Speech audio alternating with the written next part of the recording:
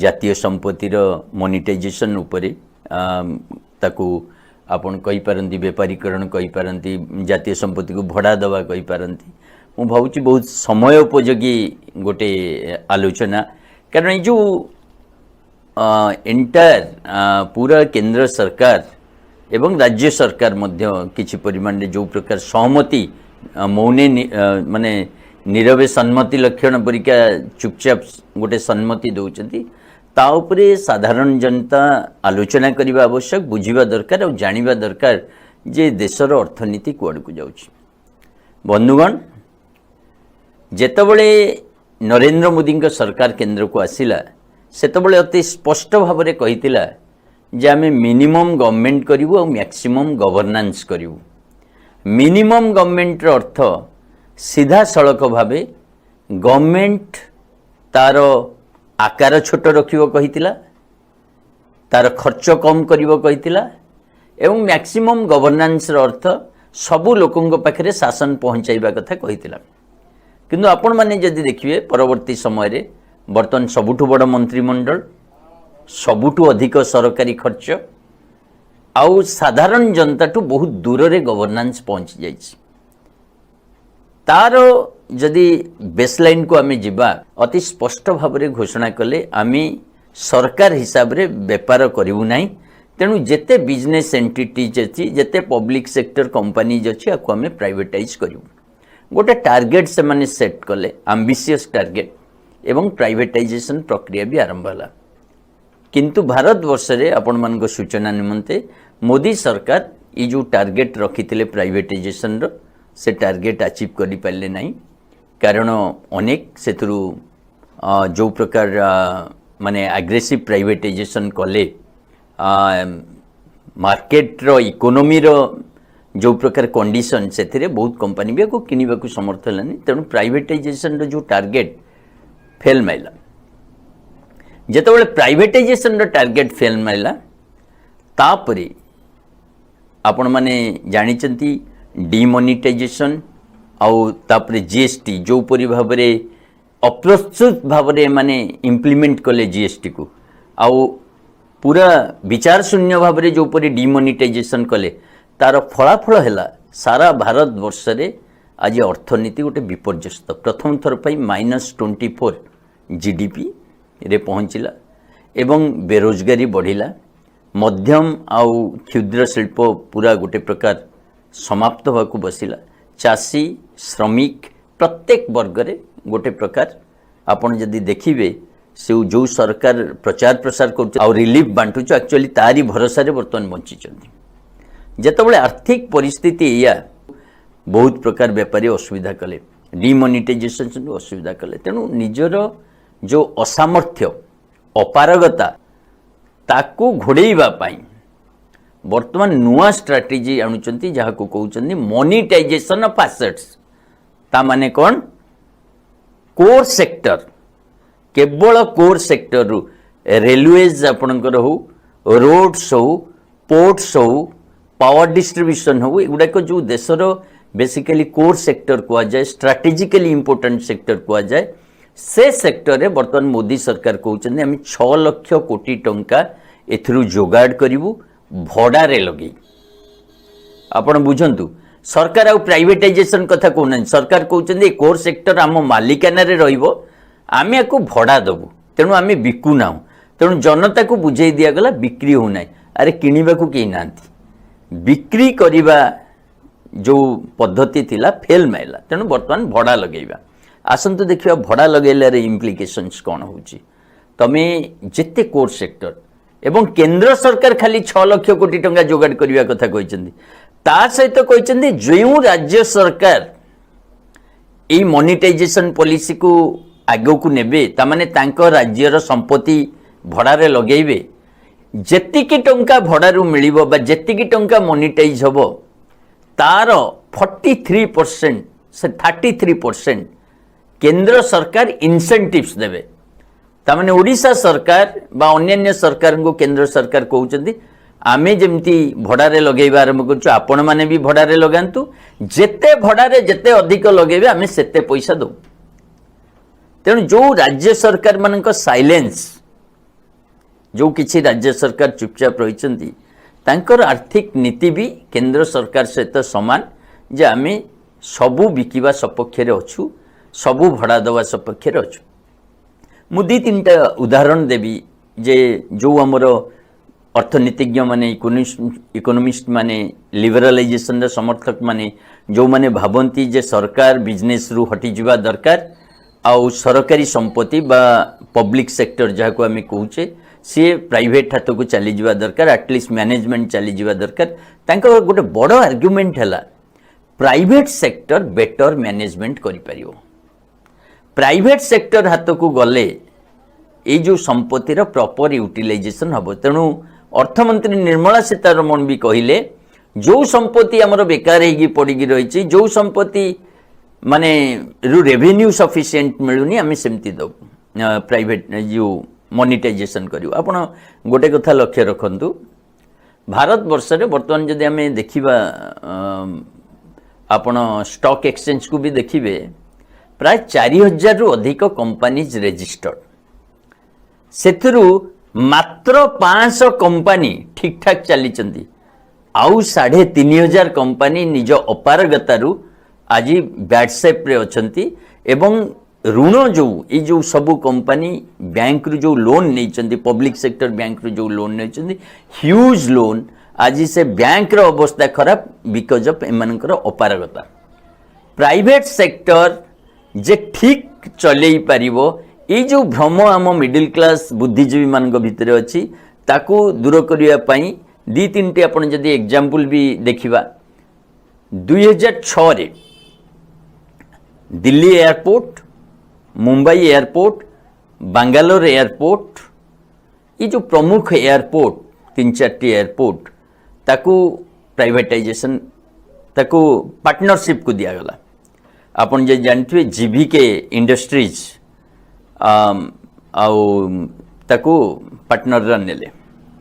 केवल दिल्ली एयरपोर्ट रे 4800 एकड़ जमी को एकर पिछा 100 टंका 60 वर्ष लीज दिगला एयरपोर्ट रो मैनेजमेंट दायित्व दिगला 2006 रे जो दिगला दिल्ली एयरपोर्ट 16 रे कंट्रोलर एंड ऑडिटर जनरल ताकू ऑडिट कला परे रिपोर्ट देले जे ई प्रक्रिया रे सरकार ह्यूज लॉस करिसंती ह्यूज लॉस काहे कि ना जो कंपनी नेला मैनेजमेंट दायित्व प्राइम एरिया रे लैंड नेले से माने बहुत बढ़िया तथ्रू रेवेन्यू जनरेट कले किंतु सरकार को सरकारी बाबू और नेता एमान को सहित मिसिकी अंडर माने एस्टिमेट करा गला जे कम लाभ होईची एवं से प्रक्रिया रे सरकार लॉस होईचंदी एटा हमर कंट्रोलर एंड ऑडिटर जनरल को रिपोर्ट जे आमे ए जो एयरपोर्ट को देलु मैनेजमेंट करबा पई प्राइवेट एंटिटीज को सेथरु आमे ह्यूज लॉस होइछु किंतु सेथरु आमे सिखले नै वर्तमान मुंबई एयरपोर्ट को पुणी अदानी को दे दिया गला सेही से टर्म एंड कंडीशंस जदि सेथिरे लॉस हैला एबे भी लॉस हो जदि सेतबळे धर कांग्रेस सरकार देइथिले प्राइवेट पार्टनरशिप को वर्तमान मोदी सरकार देले प्राइवेट पार्टनरशिप को डिफरेंस कौन खाली जे Mumbai airport Delhi airport Bangalore airport जोटा कि 90% ट्रैफिक इंडिया रो मैनेज करे सेठी आमे लॉस करछे से कथा नहीं एबे रिसेंटली दिल्ली रो मेट्रो रो गोटे स्ट्रेच गोटे लाइन आउ मुंबई मेट्रो रो गोटे लाइन दिया गला रिलायंस को अनिल अंबानी ग्रुप रो मैनेजमेंट करबा पई दिल्ली मेट्रो रे से माने एते सर्विस से मानकर एते खराब रहिला से मेट्रो लाइन एते टाइम बंद रहिला पुणी न्यू दिल्ली मेट्रो कॉर्पोरेशन बाध्य होगी से चुक्ति भांगी निज हाथ को आणले एवं हाथ को आनिबा परे आपण माने सुनी आश्चर्य हेबे जो रेट माने पैसेंजर रेट 75% रिड्यूस करा गला ता माने प्राइवेट हाथ रे 75% अधिक रे चलतिला लोअर सर्विस मिलला खराब सर्विस मिलला तेणु सरकार निज हाथ को नवा बाध्य मुंबई रे जो मेट्रो रो जो स्ट्रेचटा दिया हला रिलायंस को से माने सेटा को कंप्लीट ही करि पाइलेनी सर्विस दबा दूर कथा पुणी सरकार रिपोर्ट बैक कले ये दीटा केवल एयरपोर्ट और मेट्रो रो एग्जांपल नुह आपण जदि देखिबे वर्तमान इलेक्ट्रिसिटी वाटर केवल इंडिया रे नो वर्ल्ड वाइड जोठी भी या प्राइवेटाइज करा जाइछि बा दिया जाइछि प्राइवेट मैनेजमेंट पाई ता रिजल्ट आपण देखंतु गूगल रे अवेलेबल अछि विभिन्न सोर्स रे अवेलेबल अछि आपण ताकू स्टडी करंतु न्यू साउथ वेल्स रे तार आ खुंटी इलेक्ट्रिफिकेशन ताकू प्राइवेट संस्था को दिया गला जेटा प्राइवेट मैनेजमेंट करिवो 5 वर्ष भितरे आपणकर इलेक्ट्रिसिटी रेट डबल हो गला